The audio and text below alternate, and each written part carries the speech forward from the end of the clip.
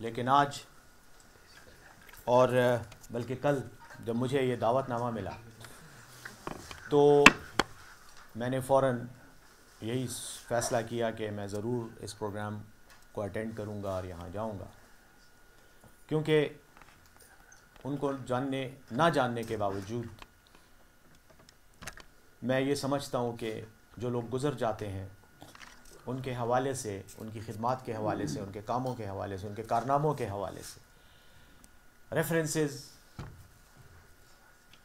और उनकी शख्सियत पर बात करना, ये मैं समझता हूँ कि हमारे माशरे का, हमारे कल्चर का एक हिस्सा होना चाहिए। और ख़ास तौर पर अदबी शख्सियत, अदब से चाहे बराह रास्त ताल्लुक़ हो, शायर, अदीब और नक़ाद हों या अदब के दिलदादा लोग हों, जिनका कोई ना कोई कंट्रीब्यूशन इस सोसाइटी में मस्बत अंदाज में होता है, उनको याद रखना ज़िंदा कौमों की अलामत और निशानी है। और इसीलिए मैंने यहाँ आने को प्रेफर किया। इस प्रोग्राम के दावत से पहले भी बाय चांस एक अखबार का मुझे, चूँकि बतौर इतलात के रिस्पॉन्सिबल के रोज़ ही सुबह अखबारात के जो एडिशंस होते हैं वो मुझे व्हाट्सएप पे आ जाते हैं, तो मैंने अपनी एक ख़बर जो मुझे किसी ने मेरे ही हवाले से भेजी थी वो देखने लगा। तो उसके साथ ही मास्टर बशीर साहब का भी एक इंट्रोडक्शन था, एक खाका सा था, जिसमें उनके बारे में एक तो ये बात लिखी गई थी जो आप लोगों ने यहाँ बयान की कि अपनी वालदा का बहुत ज़्यादा ख्याल करते थे, बहुत मोहब्बत करते थे और इस वजह से उन्होंने शादी भी नहीं। और दूसरे शायद ये बात भी थी कि उनको इंजनों के नंबर जमा करने का भी शौक़ था, कुछ ऐसा भी था। और वो पेशावर रेलवे स्टेशन जाके गाड़ियों के इंजन के नंबर्स जो हैं वो नोट किया करते थे। तो ये दो बातें जब मुझे कल आपका वो इन्विटेशन मुझे व्हेन आई रिसीव्ड दिस, तो मुझे बिल्कुल शौक़ पैदा हो कि मैं जाऊँ और इनके बारे में मुझे पता चले, उनके बारे में मुझे मालूमात मिले। तो आज अल्लाह ने ये मौका दिया और फिर पेशावर के ऐसी ल्यूमिनरीज़ के साथ, डॉक्टर साहब आपके साथ, इफ़त साहिबा के साथ तो तारुफ है, और ख़ास तौर पे तबस्सुम साहब के साथ, नासिर साहब के साथ, आप लोगों के साथ जो इंटरेक्शन हुआ ये भी मेरे लिए एक खुशी की बात है। लेकिन मैं आता हूँ बशीर साहब की तरफ। जो आपने जिन अल्फाज में उनको याद किया, तो जब आप लोग बात कर रहे थे तो मुझे अबुल कलाम आज़ाद की किताब गुबार ख़ातिर का मेरे ख़्याल में शायद पहला मज़मून है, बहुत अरसा हुआ पड़ी थी तो अब याद तो एग्जैक्टली नहीं है, लेकिन उनका शायद पहला मज़मून है जिसमें उन्होंने एक अच्छी बात की है जो मैं अमूमन रेफरेंस के तौर पे इस्तेमाल करता हूँ। उन्होंने एक दौरे जाहिलियत के एक अरबी शायर का जिक्र किया है, उमैया बिन अबी अस्सल्त। और वो लिखते हैं कि उमैया बिन अबी अस्सल्त की आदत थी कि वो जब भी किसी कब्र को देखता था तो वो रोने लग जाता था। तो एक दिन किसी ने उससे पूछा कि क्या मसला है, क्यों हर कब्र को देख के तुम जज्बाती हो जाते हो, रोने लग जाते। तो उसने कहा कि अपने भाई की कब्र मुझे याद आती है, तो तब मैं इस वजह से मैं रोता हूँ। तो फिर पूछने वाले ने कहा कि भाई तो तुम्हारा, उसकी कब्र तो फला जगह पे है, एक मखसूस कब्र है, तुम्हें तो हर कब्र को देख के रोना आ जाता है। तो उसने ये अरबी का एक शेर पढ़ा जिसका मफहूम यही था कि असल में कब्र को देख के मुझे भाई की यादें जो हैं वो मेरी ताज़ा हो जाती हैं और इसीलिए मेरा गम भी ताज़ा हो जाता है। तो हम इंसान बेसिकली अगर आप देखें तो हम एक मजमुआ है मेमोरीज़ का, यादाश्तों का, और जैसे डॉक्टर खालिद मुफ्ती साहब ने कहा परसेप्शंस का। और मैं इसको थोड़ी सी इसकी तावील अगर करूं या इसकी मज़ीद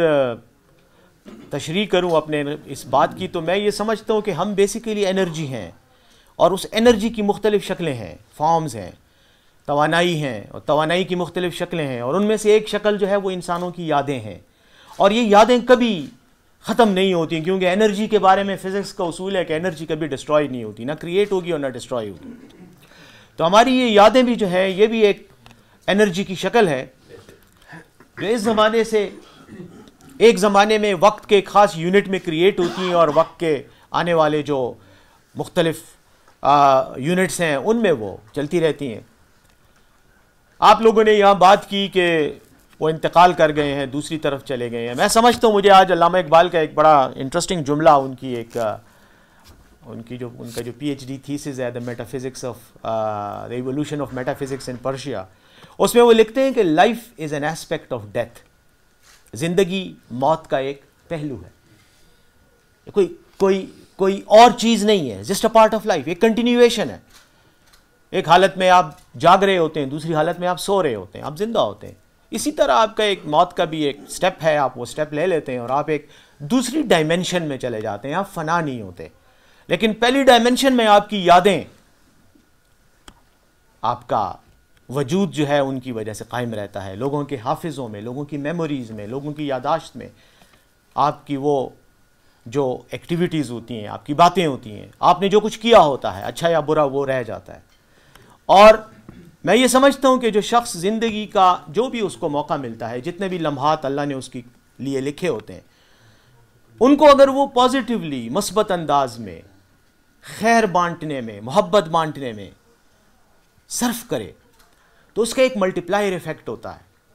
वो मल्टीप्लाई हो जाती हैं वो चीज़ें, और उस एनर्जी का जो क्वांटम है वो कई गुना ज़्यादा बढ़ जाता है। और इसीलिए बड़े लोग, ऐसे लोग